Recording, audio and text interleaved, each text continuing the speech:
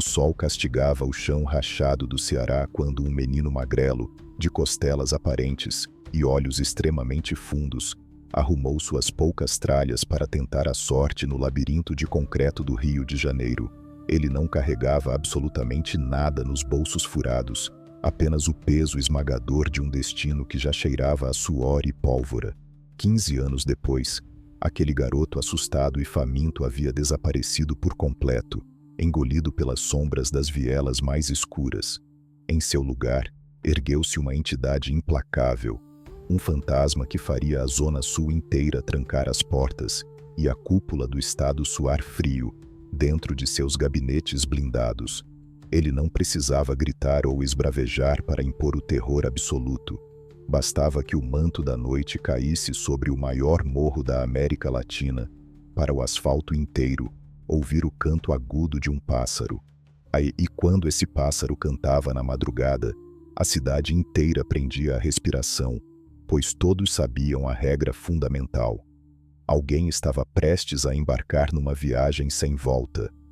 Se você quer descobrir como esse moleque nordestino faminto virou o maior chefão do submundo brasileiro, controlando um exército invisível lá do alto, já se inscreve no canal Chefões do Submundo e deixa o nome do próximo patrão que você quer ouvir nos comentários. A Rocinha nunca foi apenas um bairro comum. Para quem a observa lá de baixo, da beira da praia de São Conrado, parece apenas um amontoado imenso de tijolo baiano e telha de zinco, um tapete irregular pendurado na encosta da montanha desafiando a estrutura. Porém, por dentro, a Rocinha é um organismo vivo, uma fera de cimento que respira ofegante,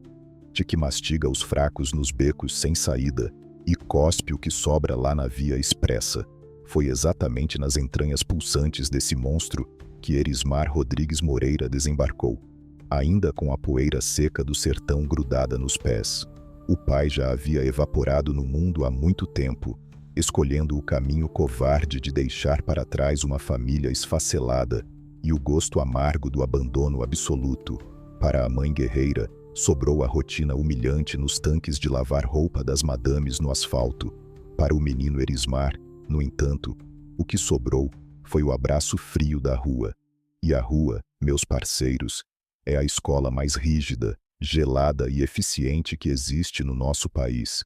Ela não cobra mensalidade, não pede boletim no fim do ano, mas a prova final quase sempre exige que o aluno tenha que fechar as contas com o Criador precocemente.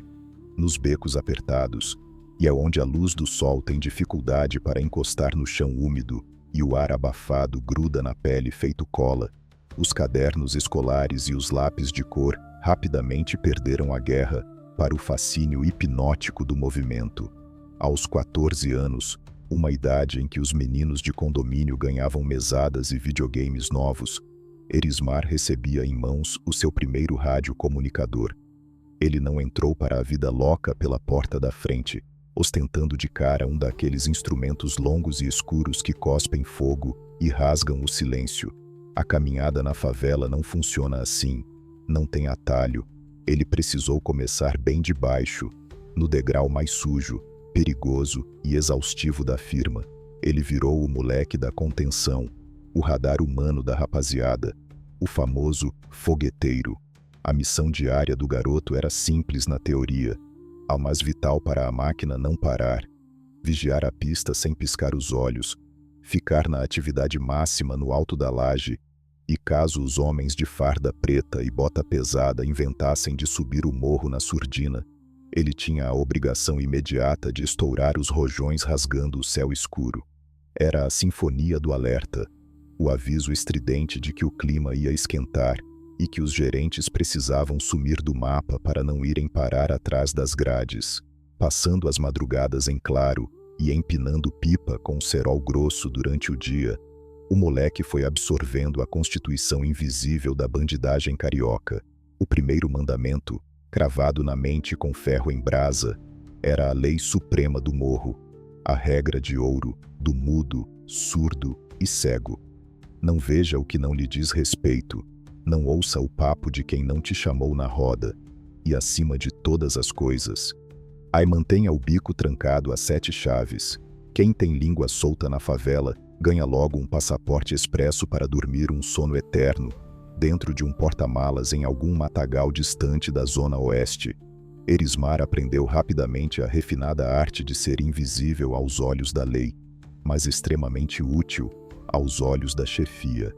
Ele observava de longe os patrões da época, sujeitos que ostentavam correntes da grossura de um polegar,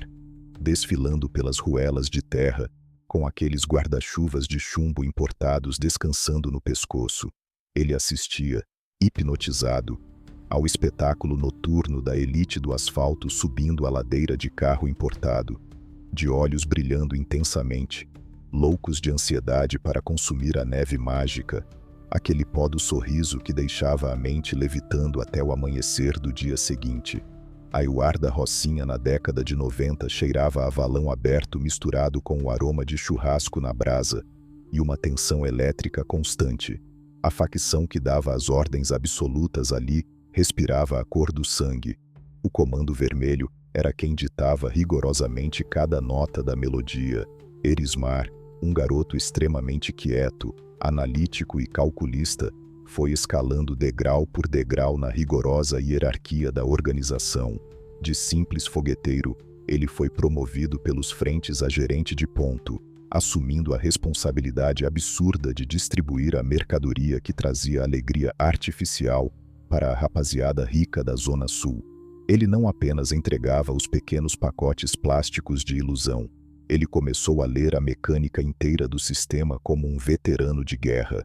E ele sacou rápido que a farinha branca refinada tinha um poder de compra muito maior que barras de ouro no cofre, e que o poder de verdade, aquele que faz as pernas dos adversários tremerem na base, não estava em ostentar os bolsos cheios de notas de R$ 100 amarfanhadas. O poder real morava em ter a autoridade final para decidir quem continuava respirando o ar do morro e quem ia parar de respirar na próxima curva mal iluminada. A inocência do retirante nordestino foi derretendo feito gelo jogado no asfalto fervente de Bangu, em pleno meio-dia. Para se manter vivo e de pé no topo da cadeia alimentar da favela,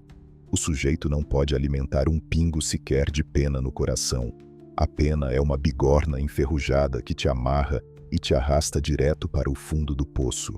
E quando um usuário descia o morro jurando de pés juntos que pagava o fiado amanhã, ou quando um sujeito mal-intencionado resolvia dar uma de espertinho tentando atravessar os negócios da firma para lucrar uns trocados nas costas da gerência, Erismar já era o nome convocado pelos grandões para resolver a pendência de forma definitiva. Ele não era de gritar, de esbravejar ou de dar show na frente da comunidade.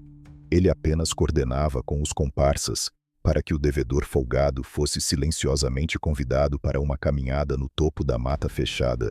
uma daquelas viagens rústicas de onde o vacilão simplesmente nunca mais acha o caminho de volta para casa. Ele despachava os caras pro além, com a mesma frieza absurda de um burocrata assinando um papel sem importância no cartório, sem nenhum traço de remorso, e apenas limpando a praça para garantir que o fluxo continuasse fluindo. Os verdadeiros donos do morro começaram a notar aquele jovem esticado, de poucas palavras e olhar assustadoramente gélido, com muito mais respeito. Erismar tinha se tornado uma peça fundamental, uma engrenagem perfeitamente afiada na colossal máquina de fazer dinheiro da sintonia. O submundo não tem departamento de recursos humanos para escutar suas reclamações. Se você não entrega resultado, ou se tenta passar a perna na diretoria, a firma não assina sua rescisão de contrato amigável. Eles mandam você direto para a cova rasa num caixão lacrado com pregos bem grossos. Erismar entendeu perfeitamente, ainda na flor da idade, que a única chance de não virar a próxima vítima da limpeza de terreno era se transformar o mais depressa possível naquele cara que segura a vassoura. O seu futuro apelido com o nome de Pássaro ainda não ressoava pelos becos batendo de frente com o eco das vielas, mas a fundação pesada do seu império de terror silencioso já estava completamente erguida nas sombras, aguardando apenas a faísca certa, o momento perfeito para que a rocinha inteira se curvasse de joelhos aos seus pés. O garoto virou homem, assumindo o peso nas vielas labirínticas da maior favela do Brasil. A firma rubra, que ditava rigorosamente as regras no Rio, percebeu rápido que Erismar não era um peão descartável no tabuleiro da contravenção. Com visão de jogo afiada, as peças fortes lhe confiaram o gerenciamento direto das cargas valiosas da montanha e, principalmente, o controle de um arsenal de ferramentas de metal que fazia qualquer blindado pensar duas vezes antes de subir à encosta. Ele distribuía pesados instrumentos de sopro grosso para subordinados de confiança. Cada viela sob seu comando ganhava um sentinela com um brinquedo barulhento, pronto para cuspir brasa no primeiro aviso. A ascensão foi vertiginosa. Erismar abandonou o menino empinador de pipa para se tornar o maestro invisível da sinfonia metálica. Ele sabia organizar o fluxo do sorriso sintético, a neve mágica da elite carioca, mantendo os cofres sempre transbordando. Mas o mundo das sombras é escorregadio e a paz é só um respiro ofegante entre duas tempestades. No início dos anos 2000, a fundação da Rocinha tremeu violentamente. O coletivo rachou ao meio. Uma disputa ferrenha, movida por ego e território, explodiu entre dois grandes patrões, Lulu e Dudu. A favela mais lucrativa da cidade transformou-se subitamente num verdadeiro açougue a céu aberto. O clima esquentou como o asfalto jamais presenciara. A ordem era varrer o outro lado do mapa. Não importava o preço. O céu da Zona Sul era rasgado por riscos brilhantes, anunciando a ceifadora invisível, passando o rodo sem piedade. Os moradores honestos trancavam-se debaixo das camas, cobrindo os ouvidos das crianças com travesseiros grossos, rezando para a tempestade de chumbo passar longe de suas portas. O chão de terra batida pintou-se de escuro, com a multidão mandada para o descanso eterno antes da hora. Lulu e Dudu fizeram da montanha um inferno sufocante, onde amigos de infância se encontravam nos becos escuros apenas para despachar o outro numa viagem sem volta. Erismar assistia ao espetáculo grotesco da sua laje privilegiada, calculando friamente cada movimento como um jogador de pôquer, escondendo cartas premiadas. Ele não era guiado pelo orgulho cego, muito menos por lealdades românticas que levam idiotas para debaixo da terra precocemente. O cearense aprendera a ler a direção dos ventos, e o vento uivava forte, anunciando que o barco rubro fazia água. Aquela guerra insana secava os cofres rapidamente, e atraindo a atenção das autoridades de farda e enfraquecendo a milionária estrutura da firma. Ficar do lado perdedor no submundo não significa perder o emprego, significa perder o direito de respirar. Com o pragmatismo de um cirurgião amputando carne podre, ele tomou uma decisão drástica que mudaria a geografia carioca. Ele concluiu que era o momento perfeito para trocar a camisa. No dialeto denso das vielas, não existe espaço para o conceito tradicional de traição. Existe o perigoso ato de pular o muro. Erismar negociou na calada da madrugada com os maiores rivais de sua própria base, a Aliança Verde. Aquele movimento silencioso era um suicídio garantido se fosse descoberto pelos antigos chefes um segundo antes da hora. Mas Erismar não errava cálculos. Ele mapeou rotas de fuga, alinhou contatos essenciais nas sombras e quando a névoa fria escondeu o morro, entregou as chaves do reino aos adversários. A mudança não foi pacífica, mas uma tempestade que engoliu os desavisados, aqueles velhos parceiros de meio-fio que não se curvaram à bandeira verde e tentaram bater de frente com a nova ordem, foram despachados prontamente para o andar de cima. Sem piscar, ele ordenou que os descontentes ganhassem passagens definitivas para o fundo escuro da Baía de Guanabara.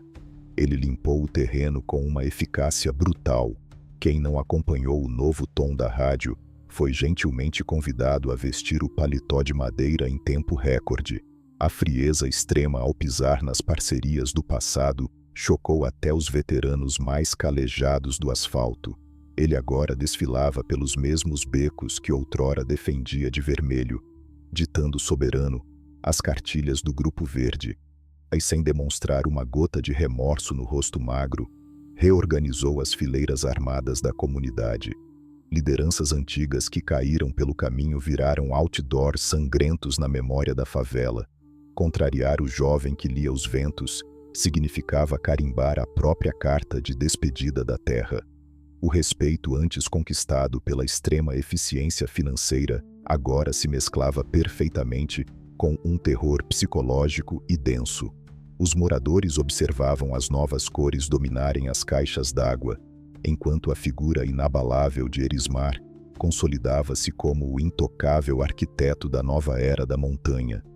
Ele sabia que o choque colossal entre Lulu e Dudu fatalmente deixaria um buraco negro de poder capaz de engolir vacilões. E ele estava lá, firme na beira do abismo, apenas aguardando o momento de abrir as asas por completo. A longa transição foi marcada por madrugadas de silêncio aterrorizante, cortadas unicamente por sussurros apavorados sobre quem fora viajar mais cedo e quem seria o próximo na fila a assumir, sem deixar rastros no chão. O golpe de mestre ensanguentado ensinou ao Alto Conselho das Sombras que o nordestino de fala mansa possuía um estômago blindado de aço. Não importava quem cruzasse seu caminho, fossem laços de sangue imaculados ou velhos companheiros de trincheira. A regra imposta era transparente. Se a peça estivesse travando o fluxo da engrenagem milionária, o sujeito era imediatamente ensacado no plástico escuro e mandado embora de uma vez por todas. Ao pular o muro com precisão de navalha e frieza implacável, Erismar não apenas sobreviveu ao imenso abatedouro, ele se posicionou estrategicamente na antessala da coroa suprema. O campo minado rocinhense estava sendo devidamente limpo e adubado à custa de chumbo quente trocado na surdina. Ele apagou os disjuntores vitais de incontáveis rivais e aliados antigos, apenas para garantir que sua escalada ao trono fluísse de maneira totalmente desimpedida. A antiga Casa Rubra chorou amargamente a perda milionária do seu território mais valioso, mas lágrimas de ódio foram inúteis frente à brutalidade da nova realidade instalada sobre a pedra. A alicerce pesada para a construção do reinado mais temido e impiedoso da década estava totalmente finalizada.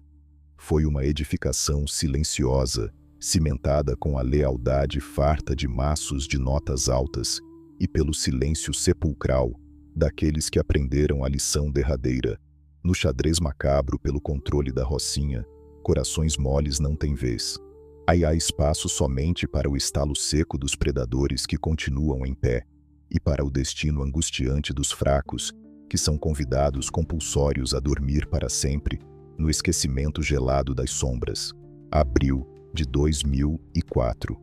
O outono carioca trouxe um vento cortante que cheirava a mudança drástica, carregando o presságio pesado de que o morro ia tremer violentamente mais uma vez. A montanha dormia com um olho aberto, exausta de tanta tensão acumulada, mas não contava com os convidados indesejados que subiram a encosta sinuosa bem no meio da madrugada.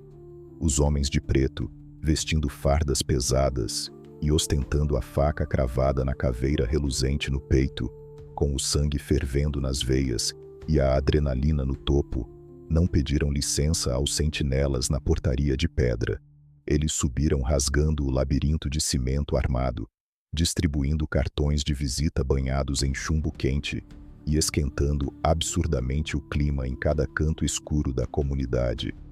O alvo principal dessa incursão surpresa e extremamente destrutiva era Lulu,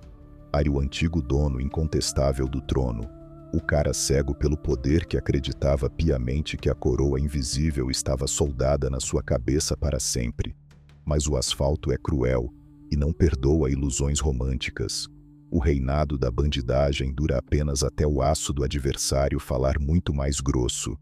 Encurralado sem saída na própria teia que ele teceu durante anos, Lulu viu suas opções de escape virarem fumaça rala no vento, forçado impiedosamente pela guarnição sombria a fechar as contas de forma extremamente antecipada. O encontro brutal com a tropa da Caveira rendeu ao antigo patrão das vielas uma passagem fria e sem escalas, direto para o andar de cima, encerrando de uma vez por todas o seu capítulo caótico. No dia seguinte, a rocinha inteira amanheceu engolindo a seco, completamente muda,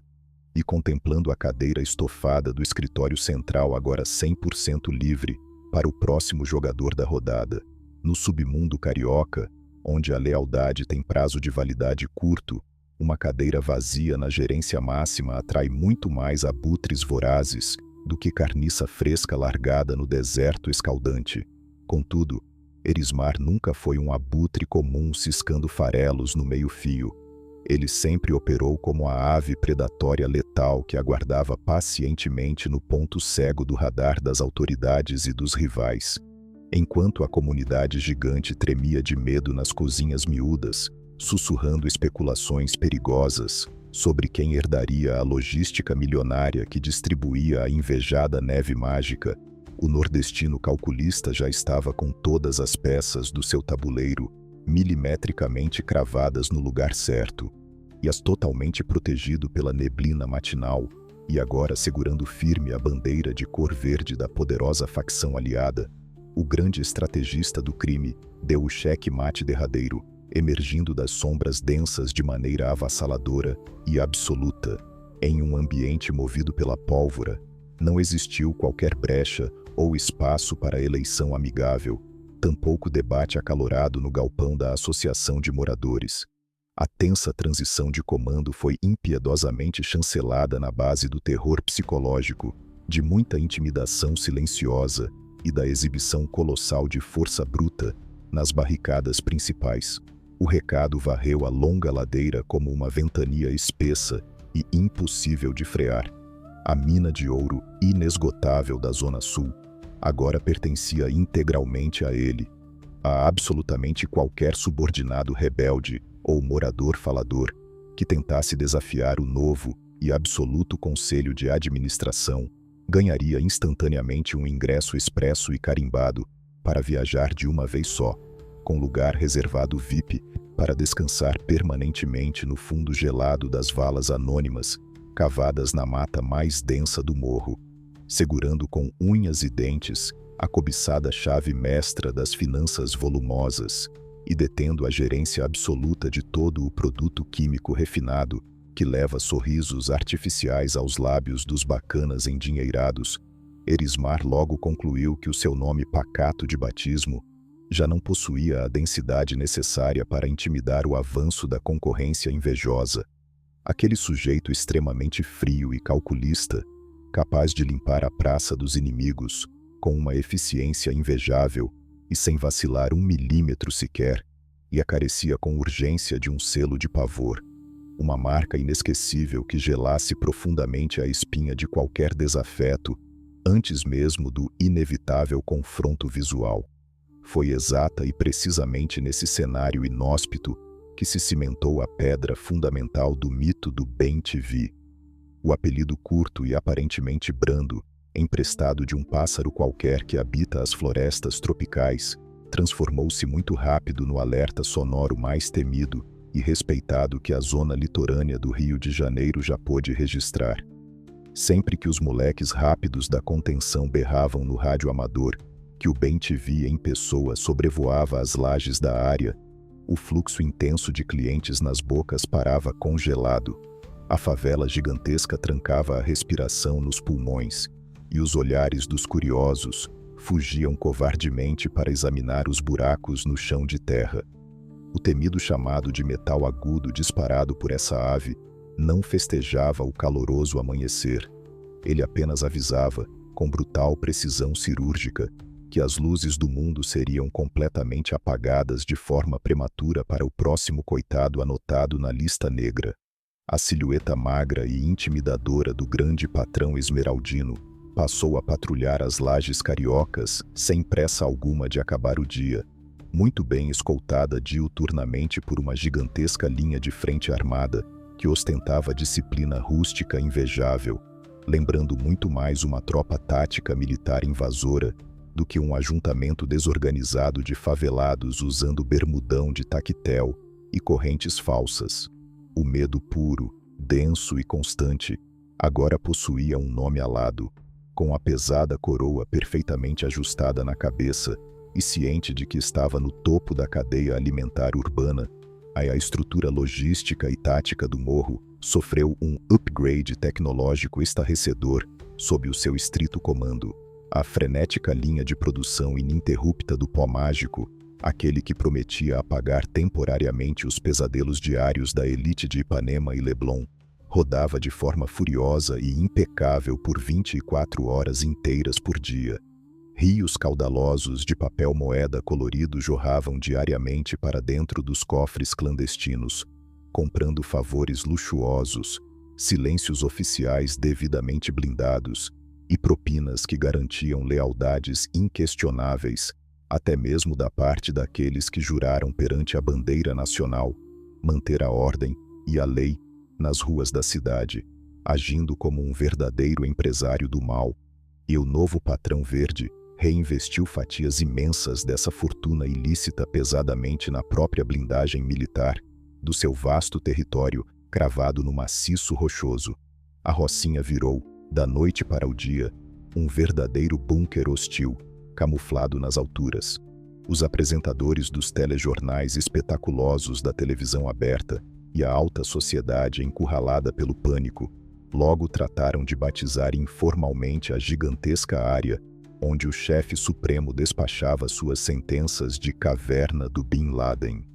Esse título espalhafatoso não era mero exagero narrativo ou retórica vazia da imprensa. A abundância obscenamente alta e o calibre violentamente pesado dos diversos brinquedos de aço negro que a rapaziada leal do Pássaro exibia com enorme orgulho faziam qualquer experiente comboio das forças especiais do governo federal engolir a própria saliva em seco antes de formular o pensamento louco de mandar subir a equipe de choque na via principal. Tratavam-se de fileiras intermináveis e assustadoras de canos alongados e maquinários de guerra pesados importados pelas fronteiras, artefatos letais plenamente capazes de perfurar blindagens veiculares espessas e de botar para dormir eternamente até mesmo os imensos pássaros de ferro barulhentos, pilotados pela força policial,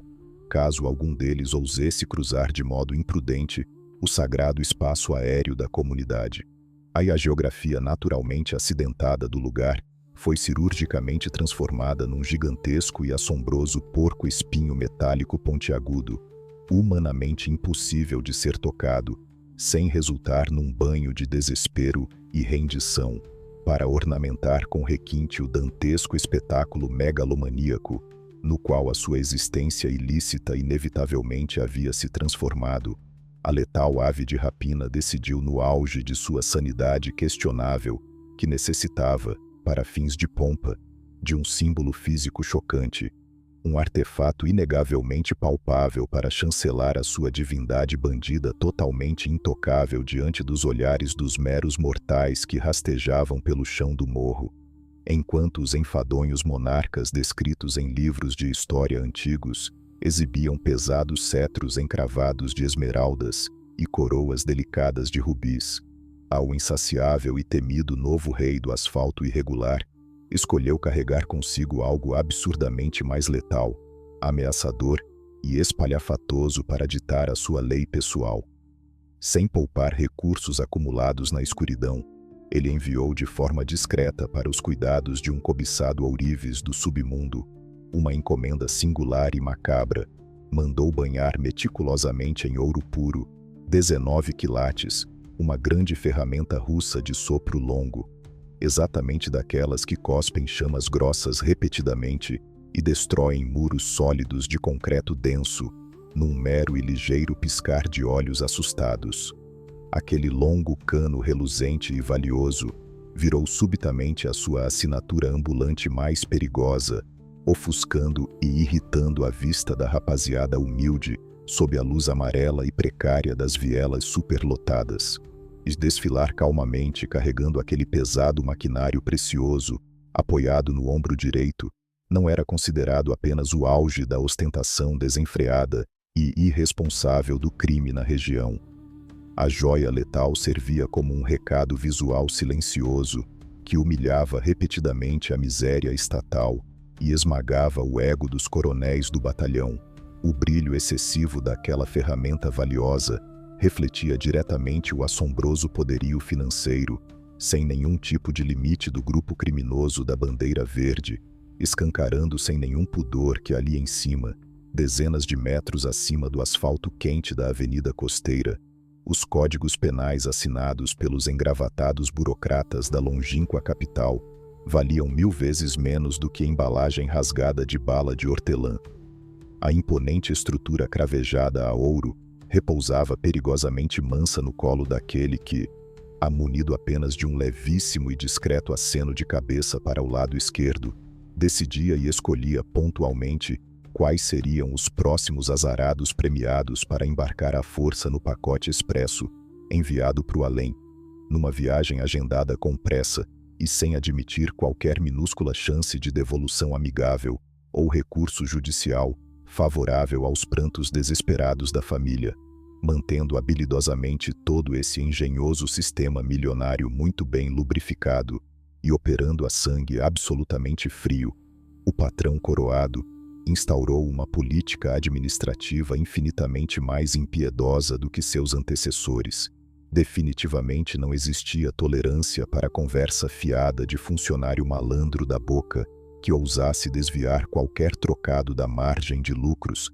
e a piedade passava longe de qualquer cliente folgado que abusasse excessivamente da antiga cultura do fiado camarada. Se alguma engrenagem quebrasse ou ameaçasse desgastar a cadência impecável do esquema produtivo e lucrativo, o veredito final do pássaro brotava veloz na ponta da língua dos subordinados, com autorização superior.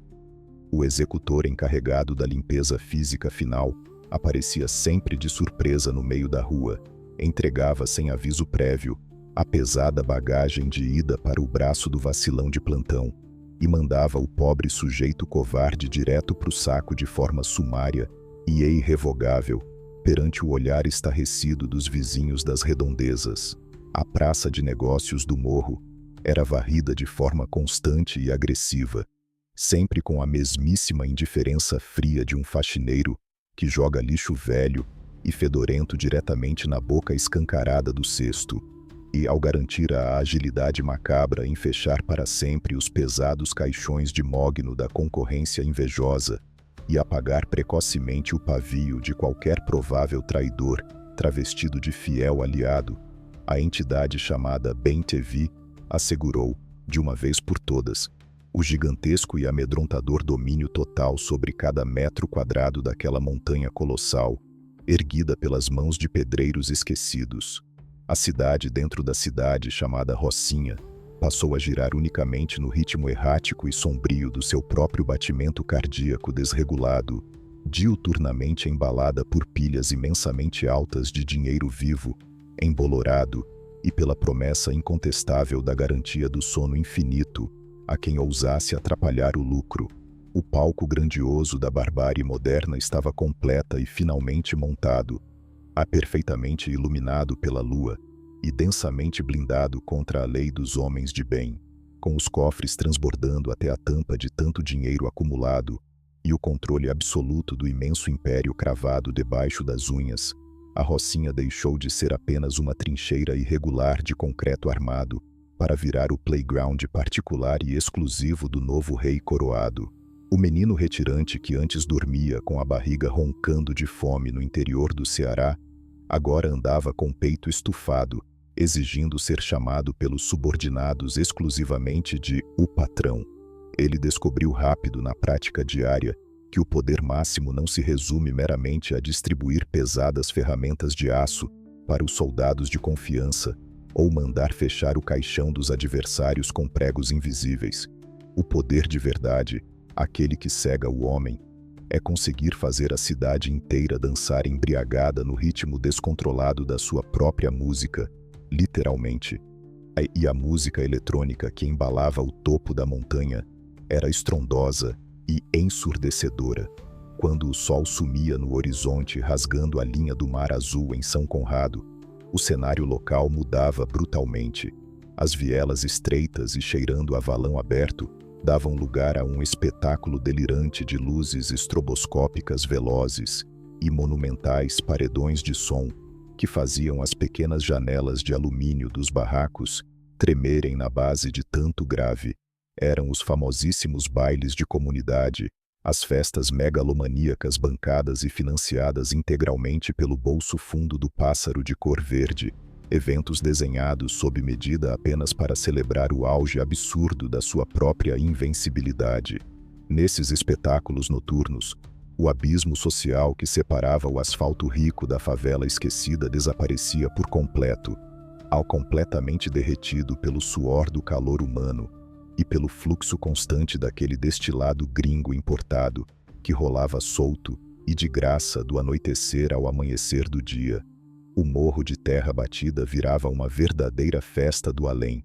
um bacanal caótico, onde o anfitrião principal, sempre muito bem ladeado pelo seu inseparável brinquedo russo, alongado e banhado a ouro puro, observava o delírio coletivo do alto do seu camarote blindado, rindo com escárnio da cara esburacada do sistema oficial. O detalhe muito mais irônico e assombrosamente sombrio de toda essa dinastia erguida na contravenção não era a submissão silenciosa dos pobres moradores oprimidos, mas sim a romaria devota e totalmente hipócrita da alta sociedade carioca, a mesma elite covarde que trancava apressadamente os vidros blindados dos enormes carros importados na Avenida Niemeyer, apavorada com os garotos descalços da sinaleira, fazia longas filas na calada da noite escura, apenas para subir as vielas do morro e tentar beijar a mão do magnata dono da festa. E não era pouca gente de peso que marcava presença na laje VIP não. A procissão de convidados ilustres contava abertamente com astros supostamente intocáveis da televisão aberta, atores badalados de novela das 8 que sorriam largamente nas capas brilhantes das revistas de fofoca, e até mesmo os ídolos sagrados e milionários dos gramados imensos do Maracanã, jogadores famosos que desciam rapidamente do pedestal da fama para curtir o pancadão protegido pela tropa de sentinelas da Sintonia Esmeraldina. A eles subiam a ladeira sinuosa na extrema surdina, escoltados pelos soldados pesados do patrão, todos com a boca seca e loucos de vontade para colocar as mãos limpas na neve mágica mais pura e exclusiva que somente a gerência bem articulada do alto conseguia fornecer de baciada. Dentro do cercadinho protegido do chefe supremo, simplesmente não existia lei escrita no papel, não existia juiz engravatado, nem delegado civil com distintivo na cintura. Existia apenas o excesso totalmente desenfreado, a adoração humana doentia e o consumo voraz da ilusão branca encomendada a peso de ouro. O nordestino magro, que até poucos anos atrás era apenas uma sombra invisível aos olhos enojados da burguesia de Ipanema, agora distribuía tapinhas amigáveis nas costas de ícones da cultura nacional, e posando com arrogância para fotos secretas no escuro, e distribuindo falsos sorrisos de amizade artificial. Ele havia montado o seu próprio cassino imoral nas nuvens, uma dimensão paralela distópica, onde ele era inegavelmente o único e absoluto anfitrião ditador de todas as regras. O jornalismo da televisão vendia o dia inteiro a imagem de um ser abominável caçado a todo custo pela justiça do Estado, mas lá no fundo do tecido podre da sociedade, a própria elite intelectual mandava seus pupilos encherem os bolsos de pó mágico direto na fonte suja. A lenda do Bem TV não era apenas tolerada pelas beiradas, ele era venerado e cultuado secretamente por aqueles que, na luz do dia, supostamente deveriam ser o grande exemplo moral da cidade maravilhosa. Para conseguir manter esse coliseu gigante de prazeres ilícitos funcionando a todo vapor nas madrugadas, sem qualquer risco de interrupções indesejadas das famosas viaturas ofícias com luzes vermelhas piscando no asfalto molhado, o passarinho perspicaz precisava arquitetar e erguer uma muralha colossal, e absolutamente intransponível. E ele sabia perfeitamente, usando a pura malícia da rua, que o escudo mais impenetrável que o dinheiro sujo poderia comprar jamais seria feito de placas de chumbo ou de chapas de titânio espesso soldadas, mas sim de carne viva, osso duro e imensa gratidão popular manipulada, vestindo cinicamente a capa teatral do eterno Salvador e provedor de emergência dos excluídos. Ele implantou de forma agressiva uma política de assistencialismo local extremamente perverso, moldando-se passo a passo como o verdadeiro justiceiro caridoso das ladeiras irregulares e esquecidas pelo governo federal. Quando o mísero posto de saúde do município fechava as portas de ferro por absoluta falta de gaze e esparadrapo na gaveta, o gerente financeiro da firma paralela abria a sua própria sacola pesada e bancava prontamente as caras receitas médicas de tarja preta das fragilizadas senhoras de idade cronológica avançada. Se a luz elétrica da residência humilde ameaçava ser friamente cortada pela impiedosa Companhia Estadual de Energia, maços bastante espessos de notas amassadas e enroladas em elástico amarelo resolviam o problema da vizinhança inteira em curtos e eficientes minutos de conversa. O bujão de gás completamente vazio na cozinha apertada virava cheio da noite para o dia como um misterioso e solidário passe de mágica bancado pelo chefão da área. Mega eventos como festas luxuosas de Dia das Crianças abrigavam castelos infláveis enormes e brinquedos caríssimos importados, sendo tudo carinhosamente distribuído de mão em mão para os garotos menores. Tudo isso claro e evidente possuía um preço final absurdamente invisível, silencioso e extremamente amargo no futuro. O pagamento exigido pelo alto comando por tanta benevolência não vinha cobrado em juros exorbitantes no último dia útil do mês, mas sim na lealdade eterna, cega e inquestionável de mais de 100.000 almas densamente espremidas na encosta perigosa da montanha de pedra. Aí o grande patrão da área não sentia sequer a mínima necessidade de torrar fortunas milionárias, instalando um sistema de vigilância eletrônica avançadíssimo pelas ruas esburacadas e becos sem luz, pois na prática diária ele já detinha com mãos de ferro a maior e melhor rede de câmeras ocultas, movidas à base de gratidão espalhada por todo o estado carioca. Cada tia fofoqueira debruçada no peitoril da janela, cada moleque magricela soltando pipa na laje escaldante sem camisa, cada mototaxista na esquina encostado na parede virava, por livre e espontânea pressão da gratidão fabricada no desespero, os olhos focados, incansáveis, e os ouvidos cirurgicamente atentos do imperador inatingível. A absolutamente nenhuma incômoda mosca fardada conseguia o feito de cruzar as perigosas fronteiras invisíveis da mega comunidade rocinhense, sem que o equipamento de rádio amador do chefe cantasse o alerta estridente da intromissão antes mesmo da primeira sola de bota preta ousar tocar o solo de cimento irregular. Contudo, a blindagem densa, opressora e impenetrável do esquema monstruoso não estacionava apenas nas rústicas fronteiras de tijolo exposto da favela habitada. O largo duto de corrupção lubrificado e financiado pelo Império se estendia como longas raízes apodrecidas, mirando direto no elegante asfalto liso e bem sinalizado da invejada zona sul do Rio. Aquela velha história de mocinhos íntegros e vilões impiedosos só existia de verdade para enganar trouxa, assistindo nas confortáveis poltronas das telas de cinema. No cenário puramente cru, gelado e real das complexas engrenagens de engolir gente na metrópole moderna, a tonalidade exata da cor do tecido do uniforme policial ou judicial importava muito menos que o cheiro atraente da cor do papel das notas gordas empilhadas na sombria mesa de negociação paralela. A ave sagrada e protetora que abrigava a Rocinha conhecia perfeitamente o sotaque e o tom do dialeto mais apropriado e perfeito para conseguir amaciar sem resistência as ruidosas e antigas catracas da burocracia do sistema, apartando rigorosamente de forma mensal largas e gordíssimas fatias, separadas do orçamento financeiro principal da Sintonia Esmeraldina, para conseguir assegurar o milagre de que certas guarnições repletas de homens armados passassem de olhos e janelas completamente vendadas pela via principal de subida e acesso da favela,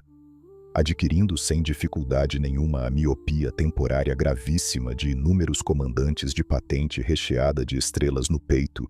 e molhando de maneira generosa as mãos suadas de pessoas influentes de colarinho branco que, em tese, e perante os preceitos sagrados da Constituição republicana, deveriam representar o rigor da balança punitiva e cega da justiça brasileira,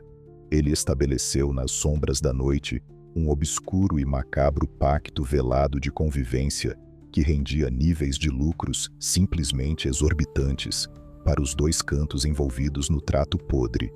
ao passo que a fatura polpuda das propinas e pagamentos extrativistas estivesse cravada, pontual e rigorosamente paga no exato dia do vencimento combinado no escuro, e a representação de força do Estado fingia firmemente na edição dos jornais sensacionalistas das 6 da tarde que perseguia o mal e combatia o crime no fronte, enquanto nos fundos dos bastidores sujos o mal continuava espalhado à vontade, descansado e rolando solto de rir, repassando o acesso ao mundo das substâncias da alegria sintética como se fossem inesgotáveis cachoeiras prósperas escorrendo sem nenhum tipo de barreira física ou freio ético. Foi exatamente através da junção minuciosa de toda essa tempestade caótica e perfeita, misturando a perigosa adoração populacional embriagada, uma assustadora corrupção sistêmica estatal, batendo em níveis de altíssima escala, e por cima disso tudo, as amizades sorrateiras e valiosas forjadas ao redor da alta roda festiva fluminense, que o caldo virou. A essa alquimia letal iniciou um processo de envenenamento silencioso, metódico e totalmente irreversível, dentro da mente genial, porém frágil, do outrora brilhante estrategista calculista nascido nas terras quentes do Nordeste, sugando profundamente aquele oxigênio altamente rarefeito e viciante que orbitava no topo extremo da montanha sagrada, pertencente apenas aos grandes e isolados detentores de poder supremo, intocável sob os holofotes de LED, caríssimos e ruidosamente bajulado e paparicado por um batalhão inteiro de falsos profetas e subordinados medrosos, por longas 24 horas por ciclo sem um pingo de pausa ou descanso, e ao ele permitiu que a sua percepção da realidade despencasse, e passou seriamente a engolir e nutrir a arriscada e destrutiva ilusão psicótica irrefreável de que havia alcançado o patamar dos semideuses e superado de forma definitiva toda a barreira da condição biológica de falhas e fragilidade humana. O excesso de testosterona, junto com a megalomania galopante doentia, trucidou as suas velhas armaduras de instintos alertas, de preservação natural das ruas, que haviam garantido a sua sobrevivência lá no começo difícil. Ele acreditou firmemente, empurrado por todas as células do seu ego, cegado pelo brilho dourado e refletido das correntes penduradas no pescoço farto, que o grande e pesado manto sagrado esmeraldino conferira a ele não somente o crachá de chefe, mas sim, de vez, o insano passaporte da imortalidade divina e de líder magnético isento de punição material. O dono daquele extenso quintal minado já não se observava mais no espelho embaciado apenas como um cara fugitivo do banco de dados do Ministério da Justiça, administrando e gerenciando o tráfego violento de uma extensa zona conturbada de conflitos armados sem fim. Ele pensava firmemente, recheado com toda a prepotência transbordante possível de armazenar num ser de carne e osso, que cada quarteirão do próprio Rio de Janeiro, recheado e adornado com seus postais turísticos iluminados para os estrangeiros, não passava de um aglomerado inútil que, no final das contas, girava e orbitava feito um pobre e dependente satélite desesperado, girando em volta do longo cano do seu poderoso e ostensivo brinquedo de ouro legítimo, envernizado a calor, Acomodado pesadamente na parte mais alta do pico perigoso desse delírio de onipotência descabida, a grande figura do pássaro alucinado tropeçou e esqueceu tragicamente, e sem volta à lei, a lição mais sagrada e elementar ditada pelas pedras irregulares do asfalto não planejado das ruas. Nesse ramo ardiloso, lendas noturnas e urbanas, com muito dinheiro vivo na mochila que costumam produzir uma grande quantidade de holofotes indiscretos, perdem drasticamente a permissão oficial de alcançar a aposentadoria plácida para ver os fios de cabelos brancos crescerem na frente da família, proporcionalmente na mesma medida em que o grande e orgulhoso balão do ego subia e crescia, perfurando até atingir as altas e perigosas estrelas do céu, com a ameaça real de esmagar o restinho do mundo à sua volta, e aumentava monstruosamente a sua marca indesejável no breu, esculpindo com tintas vivas e brilhantes a grande pintura de um largo alvo cravado bem nas suas largas costas suadas, garantindo que em instantes os sorrateiros e bem camuflados grandes predadores mortais da cidade pudessem enfim colocar todas as iscas pontiagudas para ajustar o estrangulamento da grande ratoeira armada de surpresa, a monstruosa e astronômica conta bancária pendente e proveniente da luxuosa cobrança do seu macabro e animado espetáculo do crime, indicava sinais sonoros de aproximação acelerada e veloz, anunciando formalmente a fatura,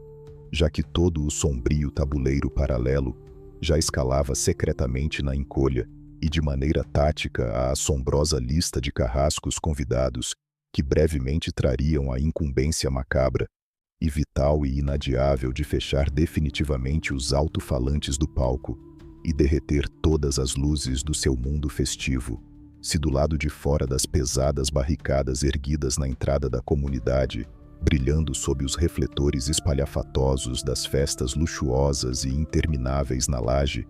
a ilusão de um monarca caridoso seduzia sem pena os corações deslumbrados da elite da Zona Sul e anestesiava profundamente o sofrimento crônico dos moradores menos favorecidos. Nos bastidores frios e invisíveis do morro, a melodia tocada pela gerência do Pássaro Verde era incrivelmente mais tenebrosa e ríspida. O sorriso largo distribuído nos eventos sociais grandiosos, regados à bebida importada e muito produto da alegria química que entrava madrugada adentro, desaparecia em uma fração minúscula de segundo, quando o assunto do conselho esbarrava na sagrada manutenção da ordem interna da sua colossal engrenagem lucrativa. E para conseguir segurar de pé um império tão gigantesco e cobiçado, cravado de forma irregular no meio da selva de concreto e faturando rios espessos e barrentos de dinheiro vivo a cada batida incessante do relógio de pulso, o líder intocável compreendeu com exatidão matemática que o amor popular era apenas uma peça decorativa,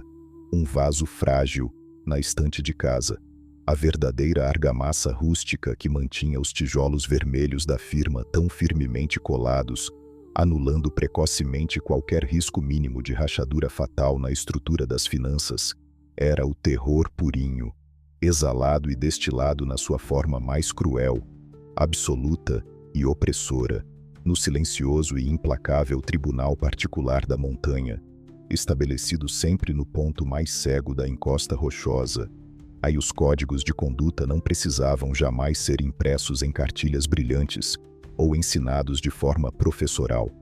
A Constituição vigente no asfalto quente exigia apenas uma coisa: obediência total, cega, surda e imediata. Contestar um mísero sussurro do chefão no ar não era debater opiniões, equivalia a assinar a própria certidão antecipada e irreversível do cancelamento de circulação na Terra. No vocabulário sombrio, ácido e extremamente espinhoso das vielas empinadas, não existe palavrão pesado ou ofensa rasteira que manche e destrua mais rápido a ficha de um sujeito do que a amarga etiqueta de ganso ou o famoso e insuportável carimbo de X9.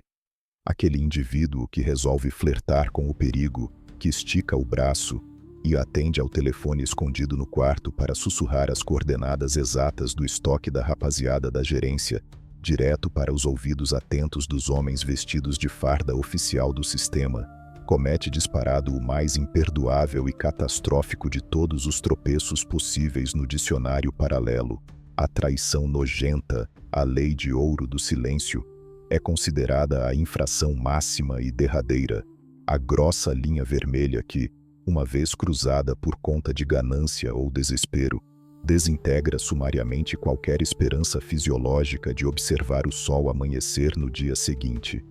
O dono daquela mina de ouro suspensa nos ares, munido e muito bem abastecido por sua teia gigantesca e invisível de sentinelas voluntários movidos a favores e pavor cego, possuía na prática pura um ouvido mágico e esticado em cada beco estreito, mas em cada ruela cheirando forte a esgoto aberto e em cada esquina turva e mal iluminada da imensa rocinha. Se algum morador incauto, subitamente empurrado por uma crise de loucura heróica, um lapso de moralidade, ou seduzido pelas migalhas metálicas de recompensa oferecidas pelo Estado falido, resolvesse abrir o bico para cantar completamente fora do ritmo acelerado da sintonia local, o alerta sonoro soava no mesmo milésimo de segundo lá em cima, nas confortáveis dependências climatizadas da cúpula do poder invisível. E quando essa informação venenosa e vazada alcançava os tímpanos bem treinados do patrão cearense, que sempre ouvia os relatos protegido pela pesada ferramenta dourada e brilhante, encostada carinhosamente no ombro esquerdo, o grande e pontual relógio de areia do tempo parava de escorrer para o dedo duro atrevido. A dura justiça das ladeiras escuras não exige preenchimento de papelada, não possui número sequencial de protocolo eletrônico, não convoca debatedores de gravata cara para discursos bonitos no plenário e definitivamente não abraça sequer por um instante o romântico conceito burocrático de presunção de inocência de ninguém. O doloroso e inescapável veredito final era ditado unicamente pela frieza glacial e doentia do seu olhar afundado nas olheiras de noites em claro. Um sutil, silencioso e minúsculo aceno do queixo magro do imperador autorizava os seus capatazes de confiança irrestrita a iniciarem a macabra procissão da noite. Eles buscavam o alvo com os olhos arregalados pela gola da camisa suada, arrancando o falador vacilão direto da cama quentinha, passando pelo meio da pequena sala de estar apertada bem na frente do choro das crianças e da esposa, sob os gritos abafados de clemência que acabavam engolidos pela vizinhança intencionalmente surda, muda e trancada a 7 chaves em suas casinhas, sem reboco. O calafrio subia violento, cortante e congelante pela espinha dorsal inteira da gigantesca montanha de blocos de cimento, quando o aviso sussurrado circulava nas esquinas de que a noite de trabalho das engrenagens teria o seu prato especial, churrasco de pneu. Esse era o linguajar extremamente rústico, metafórico e medonho, adotado para mascarar a modalidade de acerto final de dívidas mais brutal, insana e psicologicamente aniquiladora, já elaborada pelas mentes férteis e desumanas nas fundações da bandidagem fluminense, método que virou uma assustadora lenda urbana e sendo popularmente apelidado no pânico coletivo das conversas de bar como o inesquecível micro-ondas. Não se tratava, em hipótese alguma, de uma simples remoção física silenciosa para conseguir a básica limpeza do terreno encardido. Aquilo operava muito mais como um tenebroso espetáculo teatral repleto de agonia, uma mensagem física e olfativa ensurdecedora enviada sem destinatário único. O infeliz réu, condenado inapelavelmente pelo pesado crime de língua solta, era brutalmente arrastado ladeira acima, escorregando, vomitando de medo, chorando as últimas lágrimas salgadas do seu corpo, até atingir o ponto mais isolado e esquecido do Morro Carioca. Aquele era o imenso lixão baldio das alturas, a área maldita de expurgo, onde sequer os vira-latas famintos ousavam vasculhar o chão de terra fofa durante a escuridão. E, chegando no epicentro do palco final reservado para o espetáculo dantesco da justiça ilegal, o devedor da harmonia do pedaço percebia, com as pernas completamente paralisadas pelo gelo do desespero puro, que o sistema não costumava entregar o prêmio do alívio rápido de uma semente de metal no meio da testa para enviar o cérebro dormir em total paz num milésimo de segundo. O pássaro sádico no topo do mundo exigia, por uma mórbida doutrina de ensinamentos drásticos para a tropa, que o falador fofoqueiro experimentasse dolorosamente o calor vulcânico do abismo, enquanto seus pulmões ainda fossem plenamente capazes de inflar o ar da cidade maravilhosa. A rapaziada mal encarada e extremamente bruta da linha de frente preparava minuciosamente a cama redonda e, ajeitando com as próprias botas grossas e sujas, uma engenhosa e pesada pilha circular feita de fartos colares de borracha automotiva, organizando sem qualquer pressa as carcaças empoeiradas de enormes pneus desbotados, até formar um tubo apertado na altura do pescoço exato da vítima ofegante. O traidor das regras do bairro era arremessado e violentamente prensado, forçado a descer e se encaixar bem no miolo desse cilindro escuro e sujo, preso como um animal amarrado e completamente engolido por aquelas barreiras de arame de aço e borracha seca. Ele perdia instantaneamente qualquer mísera margem imaginável de movimento de fuga, com o cenário grotesco já montado e checado, e a comitiva encarregada pela disciplina da área tratava de concluir a macabra culinária do evento, ao regar abundantemente cada fresta daquela monstruosa escultura circular com farta quantidade de suco de dinossauro. Dezenas e dezenas de litros do líquido dourado, inflamável e fedorento, trazidos diretamente da bomba do posto de gasolina na base do morro, através de pesados galões plásticos amassados, inundavam as estruturas e encharcavam sem misericórdia alguma a roupa esfarrapada do pecador trancafiado no centro. O cheiro químico corrosivo e profundamente enjoativo invadia as mucosas, dominando o oxigênio da noite rala, sacramentando para valer o descontrole nos seus espasmos finais de terror absoluto, com o banquete macabro devidamente adubado e toda a silenciosa audiência das sombras, aguardando de braços cruzados na contenção ao redor. O arquiteto daquela lei infernal não desviava os olhos fundos, nem por uma fração momentânea. Uma simples, miúda e quase imperceptível faísca brilhante que saía do atrito da pequena caixa de madeira vagava flutuando preguiçosa no ar gelado, caindo milimetricamente reta em direção à poça alagada dentro do cilindro, qual uma estrela cadente que carrega passaportes para o além. O estouro colossal e furioso do oxigênio batendo de frente com o elemento químico resultava no estrondo mais temido das elevações cariocas. Era a instrução letal concretizada, a forma definitiva e inegável de esquentar o clima, a iluminação de um laranja agressivo que lambia enlouquecidamente os ares desenhava os semblantes impassíveis daqueles cobradores impiedosos, e enquanto os berros inimagináveis produzidos pela viagem calorenta e rasgante do alvo preenchiam cruelmente as cavidades rochosas da favela superlotada, aquela não era uma exclusão de funcionário da lista de chamada, era um espetáculo apavorante, garantindo didaticamente à nova geração de crias da comunidade que trair a entidade máxima possuía um preço infinitamente pior do que fechar os olhos no escuro para dormir em silêncio de vez.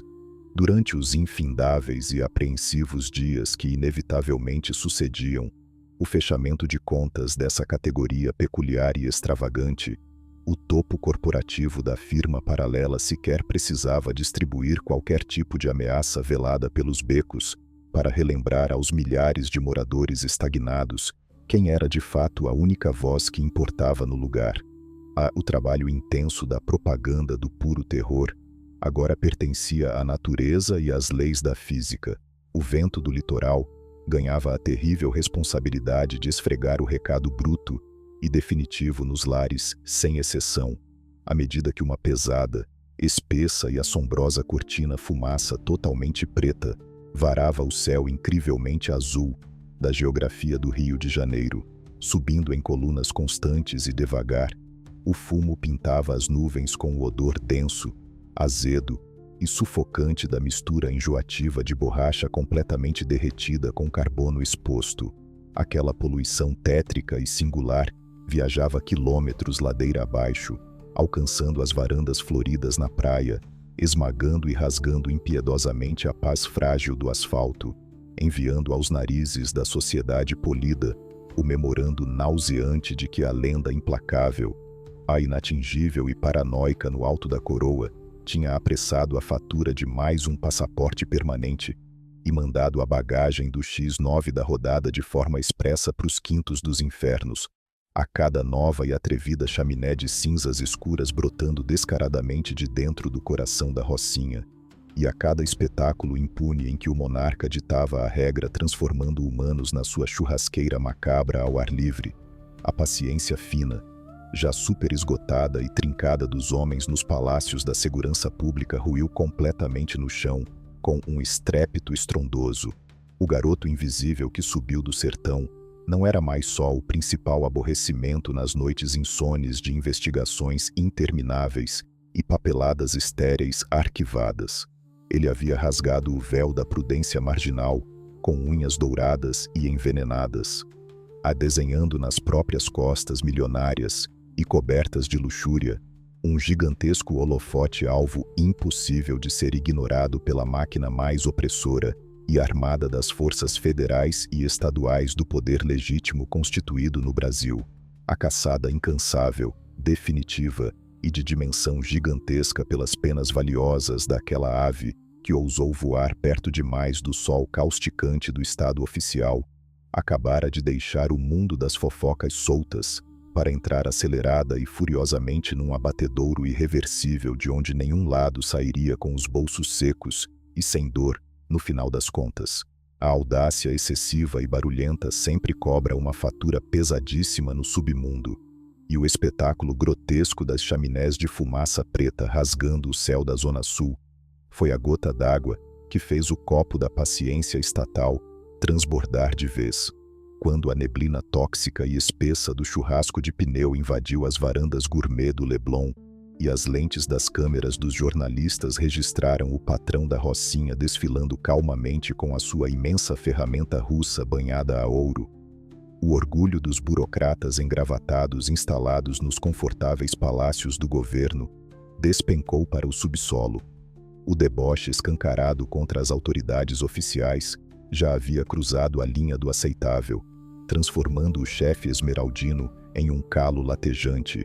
uma verdadeira humilhação em rede nacional que esfregava na cara do poder público a sua própria incompetência falida. As reuniões de emergência foram convocadas a portas rigorosamente fechadas no centro da cidade, com comandantes de farda preta batendo forte na mesa de madeira maciça. O recado despachado do alto escalão não pedia prisões burocráticas demoradas ou inquéritos intermináveis e cheios de papelada inútil.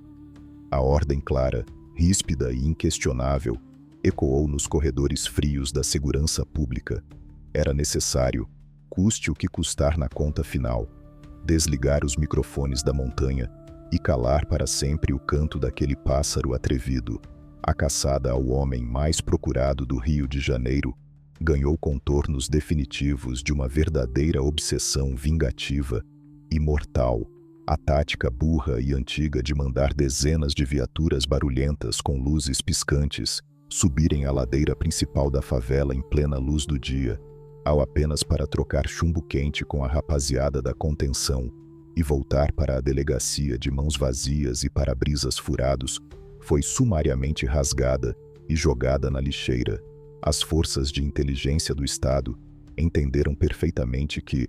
para derrubar uma muralha invisível tão gigantesca e muito bem armada, eles precisariam urgentemente parar de jogar xadrez, usando grossas luvas de boxe. O grande e perigoso jogo de gato e rato entrou numa fase fantasmagórica, cibernética e totalmente silenciosa. O aparato de segurança acionou os temidos ouvidos de metal, instalando um complexo e minucioso sistema de grampos nas frequências de rádio amador e nos telefones celulares descartáveis, usados pela alta gerência do morro. A polícia parou de chutar portas de barracos na base do desespero e passou a pescar pacientemente no escuro,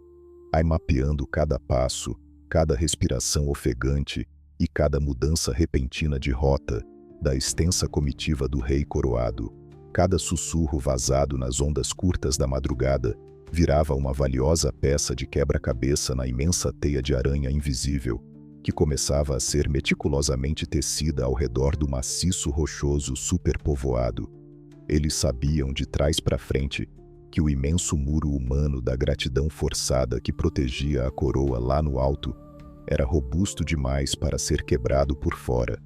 Então, decidiram usar a mesmíssima moeda suja que movia de forma frenética a engrenagem do asfalto,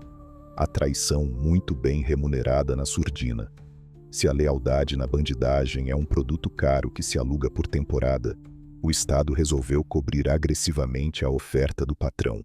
E maletas recheadas de papel moeda com numeração não rastreada e promessas de alívio rápido na justiça começaram a seduzir de forma velada as mentes mais fracas que operavam bem no centro do alto conselho da Sintonia Verde. Homens que outrora juraram fechar o caixão ao lado do chefe passaram a piscar diferente, flertando perigosamente com o precipício escuro de virar X9 de luxo infiltrado na quadrilha. A infiltração foi lenta, corrosiva e indetectável a olho nu. Os investigadores compravam o desespero constante dos endividados, pescavam habilmente os soldados descontentes com a injusta divisão dos lucros milionários provenientes da neve mágica e transformavam o círculo íntimo de confiança do monarca numa verdadeira panela de pressão, prestes a explodir violentamente sem qualquer aviso prévio.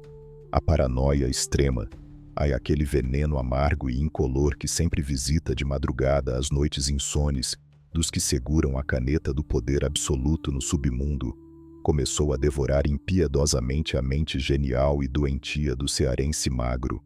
O descanso noturno, que já era um artigo de luxo extremamente escasso na vida agitada de quem despacha passaportes pro além, todos os dias na pista,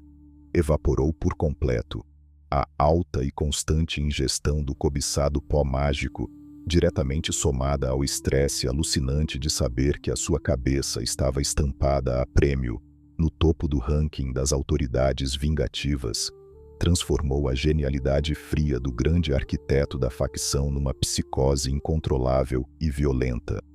Aquele que se autodenominava Ben TV deixou de ser o estrategista intocável que ria solto por trás do seu longo brinquedo de ouro legítimo e passou a viver feito um bicho acuado no canto da jaula, enxergando assombrosos fantasmas armados em cada sombra escura projetada pela luz amarela e piscante dos postes da viela. Ele passou a desconfiar severamente da própria sombra encostada na parede descascada. A regra drástica no topo da favela virou de ponta cabeça, mudando para um instintivo modo de sobrevivência caótico e asfixiante para todo mundo. O patrão assustado começou a pular de laje em laje, feito um felino apavorado, proibindo terminantemente que sua pesada escolta pessoal repetisse o mesmo teto de concreto para passar a noite por 2 dias seguidos. O palácio blindado e intocável já não oferecia mais conforto nem garantia de respiro. O morro gigante inteiro parecia estar encolhendo ao redor do seu pescoço suado. Pior e muito mais mortal do que os invasores de farda preta, era inegavelmente o inimigo íntimo e disfarçado de irmão. Em seus picos mais intensos de delírio e desconfiança alucinante, ele começou a autorizar impulsivamente a limpeza precipitada do próprio terreno verde, mandando antigos companheiros de caminhada para a insuportável fogueira dos pneus por puras e delirantes suspeitas infundadas da sua cabeça viciada. O temido rei estava devorando brutalmente as próprias fundações do seu castelo imenso, na vã e inútil esperança de se proteger desesperadamente dos famintos cães de caça que farejavam o seu cheiro lá debaixo da encosta. Mas enquanto a montanha de pedra sangrava internamente, amargamente sufocada pela instabilidade mental absurda do seu governante, as equipes altamente especializadas e enclausuradas na planície urbana amarravam com bastante firmeza a corda do laço letal. Os preciosos dados mastigados pela inteligência policial cruzaram-se de forma assustadoramente perfeita, com um sussurro premiado, soprado diretamente do coração escuro da cozinha do rei. A coordenada exata do próximo paradeiro noturno do pássaro alucinado e fadigado caiu como uma tremenda dádiva divina bem no colo dos ansiosos comandantes da complexa operação de cerco. O engenhoso plano elaborado não tinha espaço algum para heróis de faroeste exibicionistas querendo aparecer na tela da televisão. Era um roteiro minuciosamente focado no bote fatal,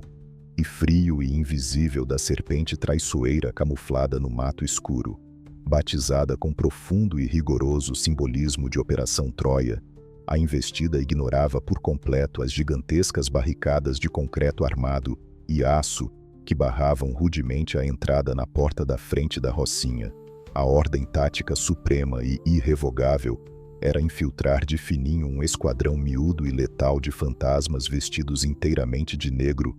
bem pelas frestas cegas e íngremes da encosta da montanha, rastejando no meio da mata fechada,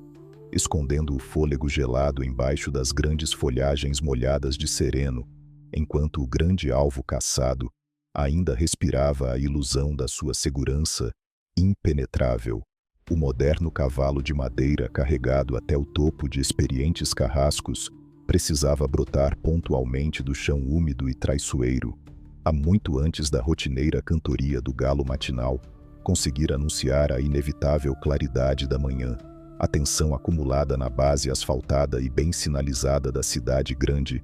adensava o ar como chumbo derretido. Era uma quietude imensamente tétrica e opressora, aquela famosa calmaria gelada, densa e absolutamente insuportável, que sempre costuma anteceder um violento terremoto capaz de rachar radicalmente a crosta da terra. Os veículos pesados de transporte já aguardavam desligados e muito bem escondidos em galpões distantes e abafados, enquanto grossas ferramentas longas recebiam os últimos e silenciosos ajustes de lubrificação, garantindo que nenhum sensível gatilho falhasse quando o ponteiro do relógio exigisse o acerto doloroso das enormes contas atrasadas do morro. Na gigantesca Rocinha, a imensa massa de moradores honestos dormia de forma assustadoramente intranquila, virando exaustivamente nas pequenas camas de solteiro. O instinto nato, afiado e calejado de quem sobrevive corriqueiramente na lei extrema da selva carioca, alertava, sussurrando aos ouvidos rugosos dos mais velhos, que a atmosfera estava carregada de forma estranha, cheirando terrivelmente forte a pólvora grossa ainda não queimada, e a despedidas abruptas e sangrentas, sem direito a velório de caixão aberto. O palco colossal de entretenimento, que até pouquíssimo tempo atrás brilhava frenético sob os potentes holofotes e transbordava o fluxo ininterrupto de notas sujas e festas eternas, silenciava aos poucos, aguardando pacientemente que a pesada e sombria cortina de ferro do destino caísse impiedosamente sobre o encerramento macabro do espetáculo. E as mortais engrenagens da máquina de limpeza oficial haviam sido totalmente destravadas, girando furiosa e perfeitamente num movimento tático sem qualquer margem de volta, rumando de encontro certeiro ao turbulento epicentro para garantir, de uma forma extremamente cirúrgica e inesquecível, que o insistente e perigoso pássaro verde nunca mais tivesse autorização orgânica para soltar o seu ardido canto sob o céu do Rio de Janeiro. A grande e avassaladora tempestade de chumbo maciço já se formava nas densas sombras frias, perfeitamente pronta para engolir e apagar para sempre as brilhantes luzes da maior lenda da contravenção contemporânea fluminense. 29 de outubro de 2005. O relógio cravava aquela hora exata e extremamente amarga da madrugada, em que a noite espessa não quer ir embora de jeito nenhum. mas o dia ainda tem pavor de apontar seus raios de sol na linha do horizonte. O breu que cobria a rocinha era denso, pegajoso, carregado de uma umidade fria e estranhamente silencioso. A Operação Troia não era apenas um pedaço burocrático de papel carimbado e preenchido em alguma mesa de delegacia iluminada por luz fluorescente branca e enjoativa. Era o bote armado pelas engrenagens estatais, o cerco mortal friamente calculado na casa dos milésimos de segundo. As graças ao canto venenoso e sussurrado de um pássaro menor que decidiu pular o muro da moralidade paralela e vender a própria alma suja em troca de um punhado grosso de notas de 100 amassadas e a promessa de alívio rápido no tribunal do asfalto. A inteligência cirúrgica da grande máquina oficial finalmente obteve as coordenadas blindadas da cama provisória do rei.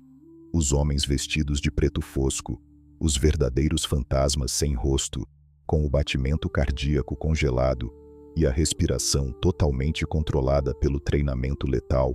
não cometeram o erro crasso, burro e amador de subir, batendo bota pesada pelo asfalto da via principal e chamando a atenção desnecessária do morro acordado. Eles não queriam espantar o alvo. Eles rastejaram invisíveis pela espinha úmida e pedregosa da imensa montanha carioca, aí engolindo mosquitos na mata fechada de São Conrado, cortando a neblina gelada da floresta sem ousar quebrar um único galho seco no chão fofo da trilha irregular.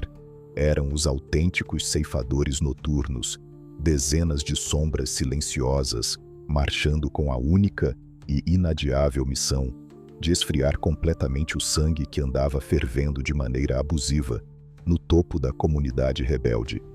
A gigantesca fortaleza erguida com o dinheiro sujo e inesgotável da neve mágica, aquele escudo intransponível que o cearense jurava de pés juntos ser uma blindagem à prova de deuses e exércitos, provou-se repentinamente inútil contra a malícia envenenada que brotou de dentro da sua própria casa, da rachadura microscópica no seu círculo de extrema confiança. O sistema nervoso da favela e aquela imensa e eficiente teia de fogueteiros de chinelo de dedo na laje e olheiros cascudos com radinho amarrado no peito nu, foi completamente neutralizado pelo elemento insano da surpresa e pelo ponto cego invisível da floresta vindo de cima para baixo, quando o primeiro moleque encarregado da contenção perimetral tentou instintivamente apertar o pequeno botão de plástico para gritar na frequência limpa que a casa estava caindo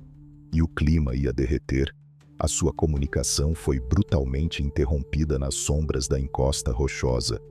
O sentinela foi convidado sumariamente a dormir mais cedo, de forma totalmente ríspida, por uma mão grossa encapuzada que surgiu rápido do escuro absoluto, tapando sua boca sem fazer nenhum barulho, enquanto encerrava violentamente as suas atividades laborais na firma verde. O genial e letal cavalo de madeira camuflado idealizado pela inteligência tática já estava com todas as portas secretas escancaradas, bem no miolo frágil do Império Esmeraldino, vomitando sem cessar as suas tropas invisíveis prontas para cobrar, com juros estourados e reajuste drástico, absolutamente toda a humilhação engolida a seco pelo alto escalão do Estado nas últimas temporadas. O silêncio sepulcral que dominava a madrugada da Zona Sul durou apenas, única e exatamente, até o fatídico milésimo de segundo, em que as pesadas botas táticas e os arietes de aço chutaram com brutalidade a porta de madeira do reduto final, que abrigava os sonhos paranoicos do grande patrão esmeraldino. A partir daquele curtíssimo e caótico instante de ruptura física, a madrugada gelada virou, sem qualquer exagero, o próprio inferno ensurdecedor na terra. A sinfonia frenética e assombrosa dos enormes instrumentos de metal longo começou a berrar no topo do morro, sem nenhum tipo de controle racional, aviso prévio ou misericórdia cristã. O barulho insano não compunha mais a alegre trilha sonora de um baile de favela regado a uísque caro e gelo de coco, mas sim o ronco rasgado, bruto e puramente agressivo das pesadas ferramentas importadas cuspindo brasas contínuas e ininterruptas no meio do beco sem saída. Pesadas e famintas azeitonas de chumbo, extremamente dispostas a furar tijolo baiano e rasgar carne suada, cruzavam os ares da viela de terra apertada num balé hipnótico, luminoso e 100% mortal. Aí o céu totalmente fechado e assustadoramente escuro da imensa rocinha foi repentinamente rasgado e repintado por dezenas e dezenas de riscos brilhantes e faíscas cruzadas que cegavam os olhos abertos de quem ousasse olhar da janela miúda. O cenário lembrava de forma sinistra a tradicional e explosiva queima colorida de fogos de artifício na virada do ano, nas areias ricas de Copacabana, só que aquela que ocorria no alto da pedra era infinitamente mais ríspida, claustrofóbica, sufocante e perfeitamente destinada a estourar a estrutura óssea de qualquer sujeito azarento que resolvesse atravessar no caminho do enxame de metal enfurecido. A linha de frente leal do imponente dono da montanha é composta em sua grande maioria por moleques novos criados à base do ódio puro do asfalto e completamente dispostos a fechar as contas até a última gota de suor, ao lado do patrão intocável, tentou de forma corajosa e desesperada segurar a gigantesca avalanche preta de fardas avançando. Eles trocaram brasa absurdamente quente e densa, mantendo o dedo cravado no limite da resistência humana,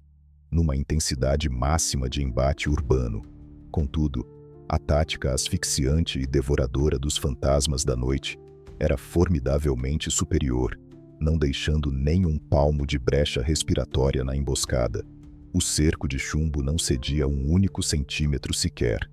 As rústicas e enormes barricadas erguidas às pressas, com botijões azuis de gás e cimento armado grosso, foram engolidas ferozmente pelo avanço cadenciado e milimétrico daqueles carrascos do Estado, e indivíduos exaustivamente moldados na academia de choque para não sentir um pingo de pena ou pestanejar sob fogo pesado e cruzado de quem defende a boca de fumo milionária. Lá nos fundos escuros e fedorentos da armadilha sufocante, sentindo na nuca o reboco barato da parede de tijolos tremer violentamente a cada espantoso impacto metálico despejado pelos implacáveis invasores sorrateiros, o grande e temido arquiteto do império compreendeu de uma vez por todas, com uma lucidez aterradora batendo forte no peito, que a sua vasta e folgada cota de sorte inesgotável tinha escorrido completa e definitivamente pelo ralo imundo da valeta, o exato e genial cérebro analítico que, durante temporadas inteiras, havia driblado eficientemente comboios imensos de viaturas da lei, subornado coronéis importantes da alta cúpula e comprado regiamente o amor cego da população carente e humilhado constantemente as autoridades arrogantes da Zona Sul rica, de repente percebeu o gigantesco peso invisível do apito final, batendo forte e sem avisos na porta do quarto bagunçado, completamente encurralado e espremido num beco úmido, sem contar com qualquer mísera rota viável de fuga para o mato aberto. O famosíssimo passarinho esmeraldino recusou-se sumariamente a simplesmente dobrar o joelho no chão e entregar o seu valioso e brilhante pacote de penas para o além, sem antes tentar, na força do ódio visceral e acumulado, arrancar pelo menos o olho treinado do experiente caçador, engravatado pelo batalhão, agarrado desesperadamente e com força descomunal àquela monstruosa ferramenta russa de cano alongado e cuidadosamente banhada a ouro 19 quilates, ao ele bateu ferozmente de frente, peito a peito, contra a imensa parede sólida de escuridão armada que avançava rasgando tudo pelo corredor de cimento cru. O estrondo absurdamente alto do seu badalado brinquedo dourado e exclusivo tentou em vão gritar mais forte e mais grosso do que as incansáveis sirenes policiais, anunciando reforços lá do asfalto distante, descarregando num transe furioso uma tempestade alucinante de caroços de aço incandescente e cegante diretamente contra o compacto e letal pelotão de caça noturna.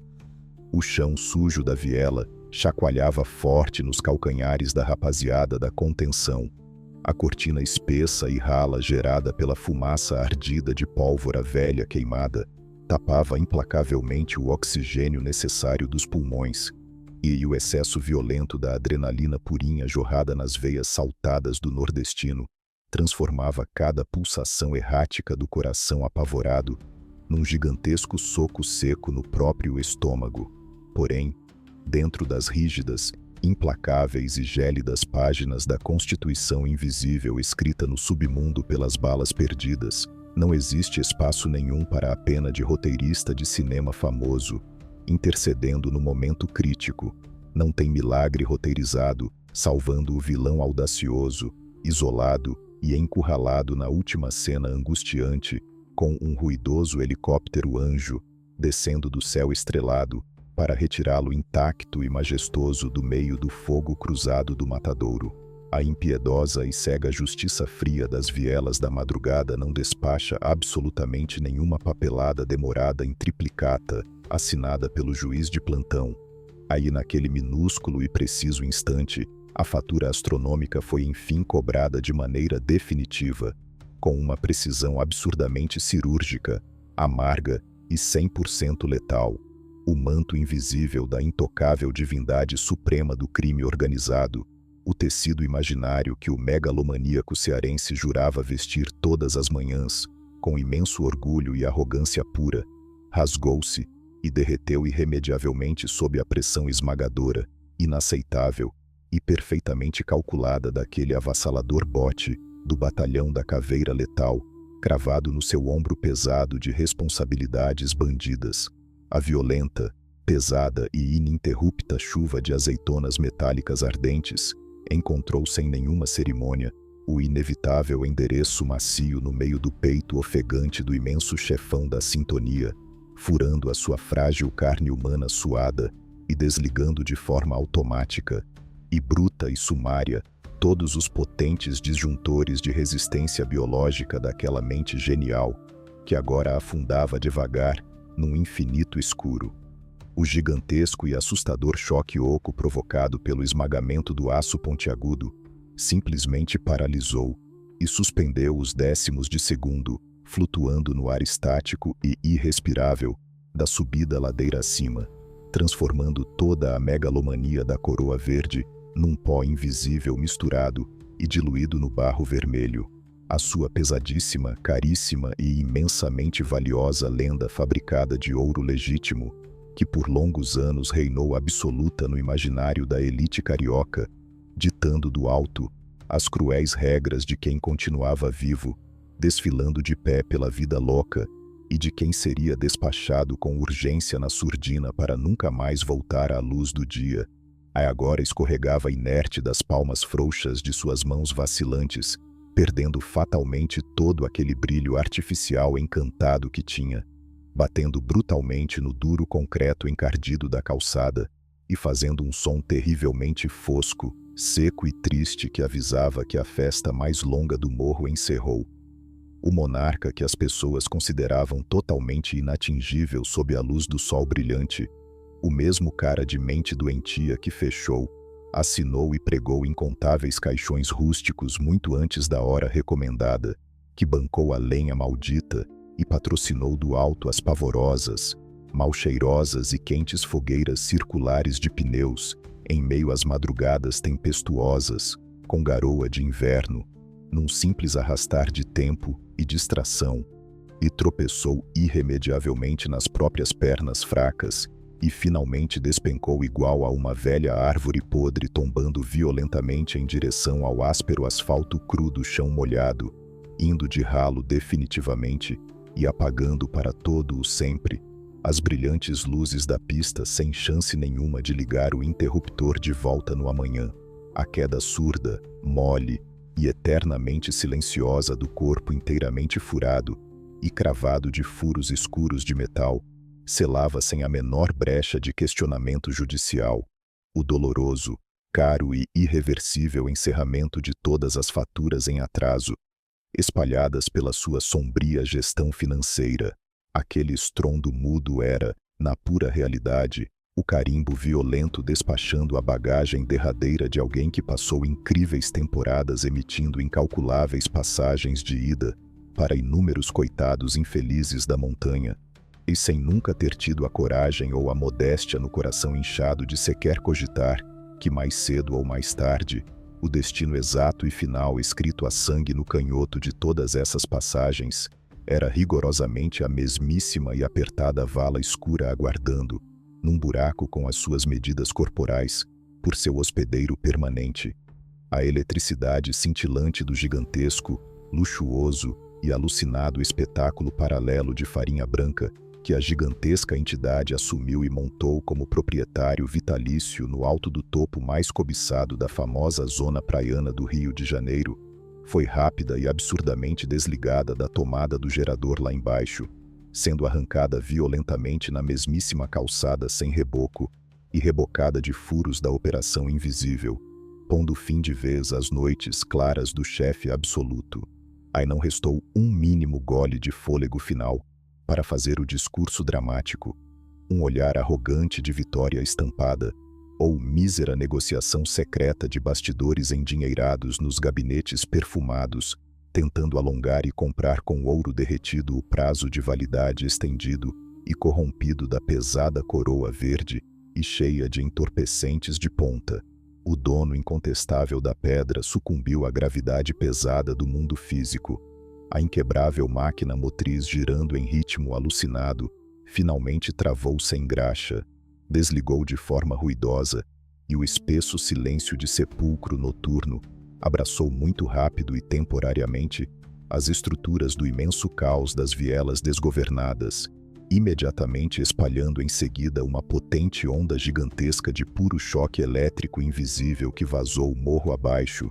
a enchendo e varrendo apressadamente como repórteres ensandecidos, as dezenas de esquinas e calçadões encostados com o barulho do vento litorâneo, balançando os coqueiros tortos. O passarinho desafiador e inatingível que cantava grosso foi embalado à força e mandado para a viagem escarlate, além-túmulo embarcando obrigatoriamente e sem mala de roupas, no transporte mais fúnebre, gélido e totalmente inescapável do abismo que qualquer saudoso soldado calejado, forjado e treinado na fria calçada das ruas escuras das favelas, teme enxergar no fundo da alma calejada pela guerra constante de facções inimigas. Os mesmos importantes dedos limpos e engravatados com cheiro falso da civilidade carioca, suja de corrupção sistêmica que antes operavam o suborno e bebiam nos luxuosos eventos, sentados em segurança lá no planalto liso da Zona Sul,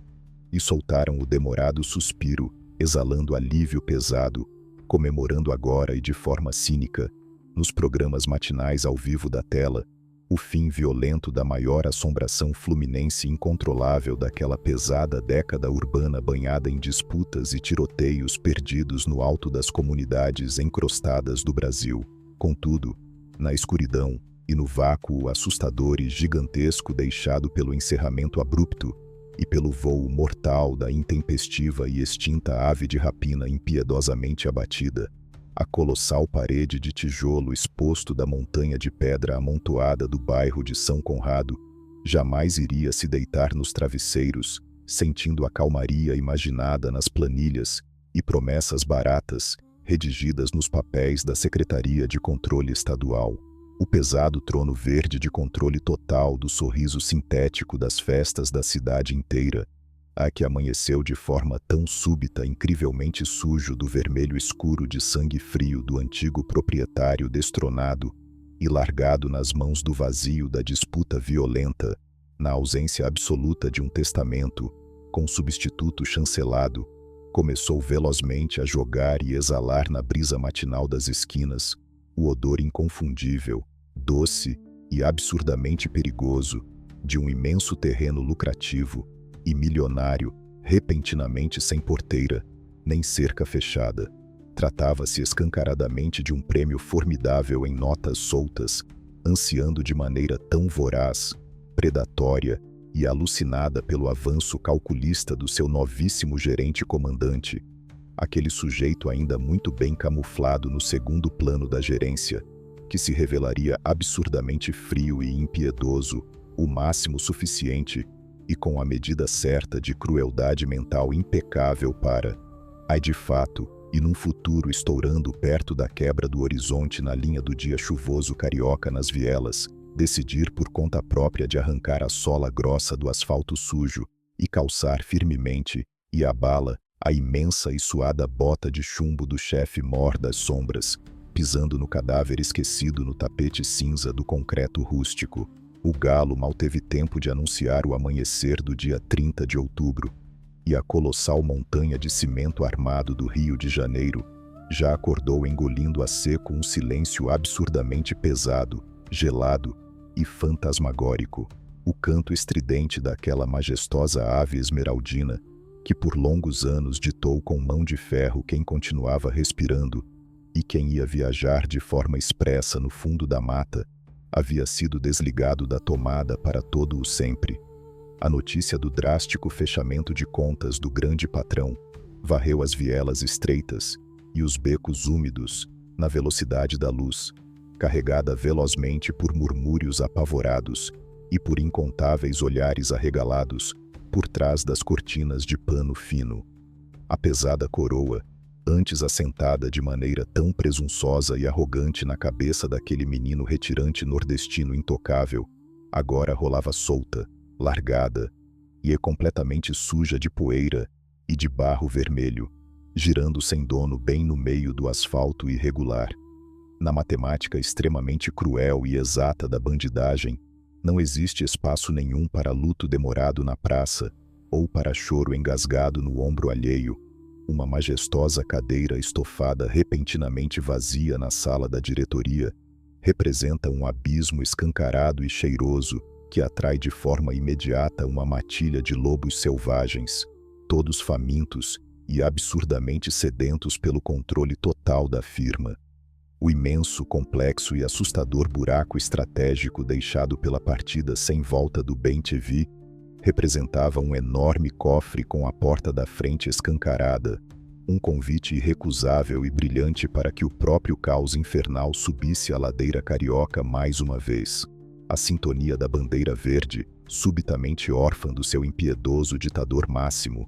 a mergulhou de cabeça e sem freios num profundo caldeirão de incertezas táticas e de um desespero estrutural sem precedentes, enquanto as dezenas de capangas da escolta armada ainda tentavam processar o inacreditável fato de que o rei intocável havia tomado o último trem, sem levar mala e sem direito à passagem de volta para casa. A perigosa panela de pressão da ambição já começava a apitar furiosamente nos bastidores escuros e fedorentos da montanha. O imponente trono milionário do sorriso sintético, aquela verdadeira mina inesgotável de ouro branco refinado que bancava tranquilamente os luxos nababescos da Zona Sul e corrompia sem piscar os engravatados burocratas de colarinho branco, definitivamente não admitia ficar sem um gerente forte, nem por uma única e breve troca de turno da vigília, e foi pontualmente nesse exato cenário de nevoeiro denso, instabilidade extrema e confusão generalizada entre as chefias que algumas das peças velhas do tabuleiro tentaram dar um salto no escuro muito maior do que a própria perna permitia. Figuras como o folclórico Orlando Jogador, um cara das antigas que enchia o peito e se achava o herdeiro natural do controle financeiro e do respeito absoluto, decidiram, num lapso gigantesco de delírio, que era o momento perfeito para esticar o braço suado e agarrar com pressa o cetro manchado do chefe. Ele jurava piamente que bastava falar muito grosso na reunião secreta dos frentes, bater forte no peito e balançar ameaçadoramente meia dúzia de pesadas ferramentas de aço longas no ar, para que a gigantesca comunidade inteira dobrasse prontamente os joelhos de submissão aos seus pés calejados. A arrogância o cegou de forma definitiva para a regra número 1 do morro. Quem tenta abraçar o mundo inteiro com pressa descabida, invariavelmente acaba abraçando apenas a escuridão úmida, fria e sem ar do porão. A resposta do ecossistema brutal do asfalto Aquela tentativa afobada e barulhenta de Orlando foi tão incrivelmente rápida, fria e cirúrgica quanto a lâmina afiada de uma navalha cortando sem dó o vento noturno. As sombras não perdoam e jamais toleram movimentos amadores e teatrais, muito menos quando o sujeito tenta encenar o seu show particular, desprotegido bem na frente do cofre principal de arrecadação da firma, antes mesmo que o ansioso candidato a novo rei conseguisse esquentar confortavelmente a poltrona macia do cobiçado escritório central ou desfrutar de um gole do primeiro maço de notas gordas, vindas da arrecadação semanal. A sua notória audácia foi violentamente cobrada de volta, e exatamente na mesma moeda pesada e letal que sempre operou a economia do local.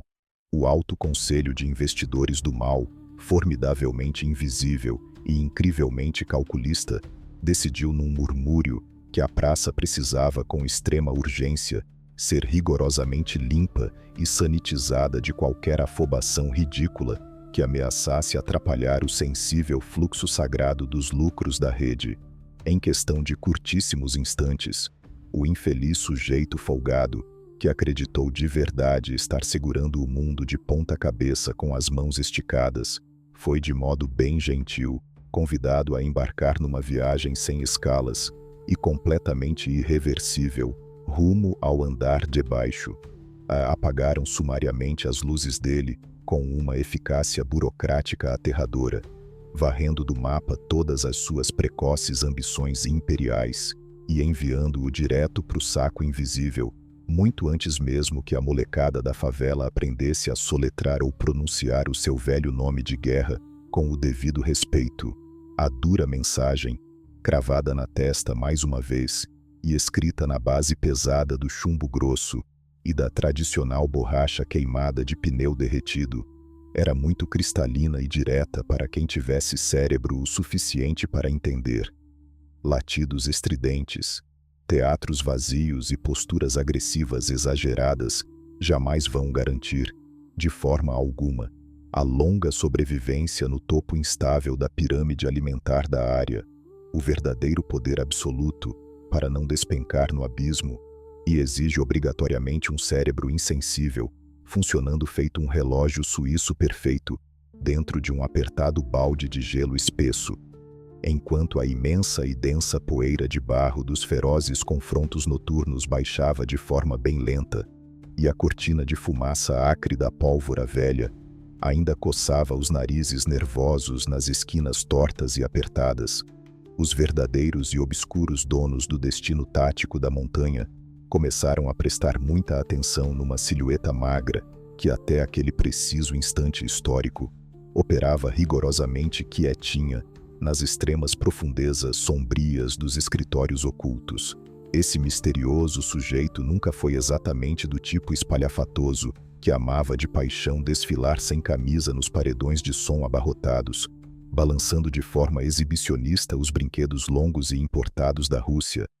ostentando correntes de diamantes falsos no pescoço cansado,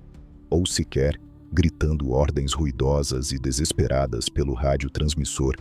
para a rapaziada nervosa da linha de frente escutar e obedecer cegamente. Pelo contrário, tratava-se de um indivíduo absurdamente discreto e contido, dono de um cérebro tático assustadoramente afiado e altamente refinado, que passava as madrugadas silenciosas, acordado, mergulhado ferozmente em complexas planilhas financeiras, contabilizando metodicamente e calculando com precisão, centavo por centavo, do assombroso faturamento astronômico gerado pela mágica neve espalhada por toda a capital. E ele conhecia intimamente a frágil engrenagem de faturamento da empresa esmeraldina, infinitamente melhor do que qualquer combatente destemido e linha dura que apenas possuía a mísera habilidade de apertar até o fundo o botão metálico de cuspir fogo de uma ferramenta de aço pesada. Tratava-se do sagrado homem de confiança máxima das contas matemáticas, o exato gestor dos números incalculáveis e infinitos, o mesmo cara focado que absorveu sem reclamar, por longos anos, e totalmente na surdina disciplinada, todas as falhas grotescas, a ridícula megalomania autodestrutiva e a cega paranoia excessiva do falecido pássaro abatido pela polícia, bem no olho daquele incômodo furacão repleto de vaidades e banhado a desespero sem dono. Esse antigo e extremamente eficiente guarda-livros abaixou muito calmamente a espinha, esticou a mão fria e pegou a valiosa coroa abandonada largada no chão sujo e pisoteado de cimento. Limpou cuidadosamente a sujeira grossa, usando apenas a manga lisa da camisa fina. Levantou a cabeça pensativa e então ajustou de forma extremamente silenciosa e definitiva a grandiosa e poderosa joia suada bem no topo da sua própria cabeça. Foi perfeitamente daquele exato e apertado miolo sombrio do caos espesso, pisando com passos surpreendentemente macios e inaudíveis sobre todas as frágeis e fedorentas cinzas ainda escaldantes, deixadas pela queda do bem-te-vi, que despontou na escuridão, de forma gigantesca e aterradora, a imponente e incontestável figura suprema de Antônio Francisco Bonfim Lopes. O morro gigante inteiro de pedra úmida, e logo no decorrer dos meses, até mesmo a zona sul desesperada com suas luzes piscantes, e todos os impenetráveis gabinetes blindados de decisões do Estado oficial passariam a conhecer, a curvar a cabeça, a suar frio e a sussurrar o seu temido nome apenas pela alcunha implacável e gélida de NEM. Diferente do antigo mestre megalomaníaco das festas, ele jamais sentiu ou abraçou a ridícula necessidade infantil de encomendar e exibir um pesado instrumento de aço espalhafatoso banhado no luxo do ouro, para poder garantir na tora que os moradores reféns e os seus velhos inimigos jurados trancassem o maxilar e tremessem os dentes de pavor extremo perante a sua caminhada na pista irregular de concreto. A sua ferramenta de mais extrema intimidação, a mais grossa, infalível e verdadeiramente letal e devastadora já vista naquela zona, aí sempre operou operando calada, invulnerável e absurdamente protegida dentro da própria espessura óssea da caixa craniana, equipado de uma assombrosa visão puramente mercadológica, fria, impiedosa e extremamente empresarial, voltada ao acúmulo de capitais soltos. O sagaz nem mandou fechar as portas e encerrou irrevogavelmente todo o circo insano da velha e doentia gestão festiva. Usando o poder do gelo corporativo, ele enquadrou a estrutura e rapidamente transmutou toda a rocinha numa formidável corporação obscura, modernizada e de ponta, engordando os números dos caixas para níveis e patamares virtualmente inalcançáveis e astronômicos, ao mesmo tempo em que desenhava, equipava e espalhava taticamente pelo asfalto quente um maciço exército fantasma 1000 vezes mais estruturado, incrivelmente disciplinado e 100% letal e perfeitamente invisível. As brilhantes portas luminosas do gigantesco espetáculo macabro das montanhas trocaram de cadeado e de gerente calado, mas a impiedosa e cega máquina colossal, programada apenas para triturar vidas fracas, silenciar de vez os corações barulhentos que falam demais e devorar fortunas ilícitas colhidas sob a lua, nunca deixou o seu violento e incessante ritmo de giro frenético parar sequer por uma fração minúscula de tempo. A conturbada e insana era caótica do falante pássaro de metal de ouro foi definitivamente coberta de terra, sepultada, empacotada no plástico preto e firmemente esquecida lá atrás da história fluminense, apenas para ceder as ladeiras ao assustador pontapé inicial do império focado que estava prestes a brotar. Tratava-se do nascimento oficial do reinado mais rigoroso e o implacavelmente metódico e monstruosamente inatingível que o antigo cimento e as velhas calçadas irregulares da metrópole carioca teriam a colossal e inevitável tragédia de sentir na própria pele, desprotegida da lei.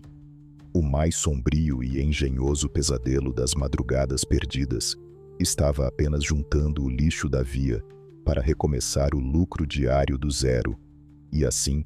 se encerrou o longo e marcante capítulo de extremo ego e de cega loucura, protagonizado por aquele humilde menino retirante que, deslumbrado, julgou poder comprar e domar uma metrópole gigantesca, agarrando tudo apenas com a força de braços armados pela contravenção. Se você ficou louco para descobrir como o novíssimo e gélido chefão supremo da área, o calculista e silencioso monarca NEM, conseguiu a proeza de transformar uma favela sangrenta na empresa mais altamente lucrativa, a organizada e blindada de todo o perigoso submundo brasileiro, já esmaga o botão e se inscreve agora mesmo no nosso canal, Chefões do Submundo. Deixa garantido aquele like pesadão que fortalece o corre.